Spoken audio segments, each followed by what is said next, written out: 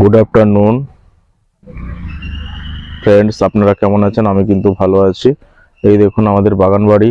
এখানে দেখুন বেগুন, কুমড়ো গাছ, বরবটি গাছ বিভিন্ন ধরনের লাগিয়েছি। হ্যাঁ, আর এইদিকে দেখুন শশা গাছ লাগিয়েছি। ওই দেখুন শশা হয়েছে গাছে। হ্যাঁ, ওই যে বেগুন, পালং শাক, ধনে শাক, সর্ষে গাছ, বরবটি গাছ লাগিয়েছি। তো আমার বাগানটি কেমন হয়েছে আপনারা কমেন্টে অবশ্যই জানাবেন।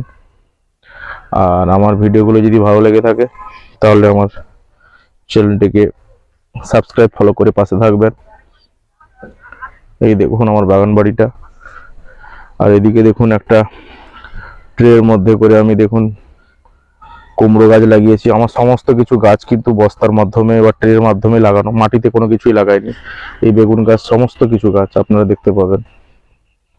আর এদিকে দেখুন আমাদের এই যে ঘষি মারা হয়ে গেছে, গোবর, গরুর যে গোবর থাকে ওই গোবরগুলো যে ঘুটে ওটা আমরা ওই যে মেরেছি, শুকনো হয়ে গেছে, উঠাবো কিছুদিনের মধ্যে।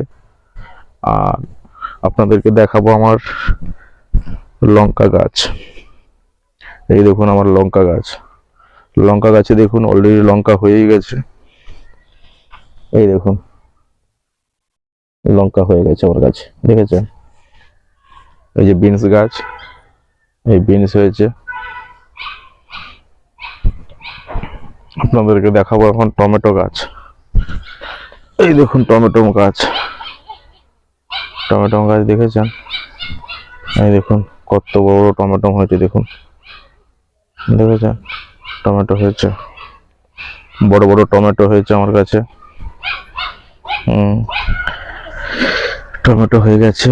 এবার আমাদের কাছে শশাও হয়ে গেছে। আপনারা শশাগুলো দেখুন, এই দেখুন। আর শশা দেখুন, শশা দেখেছেন?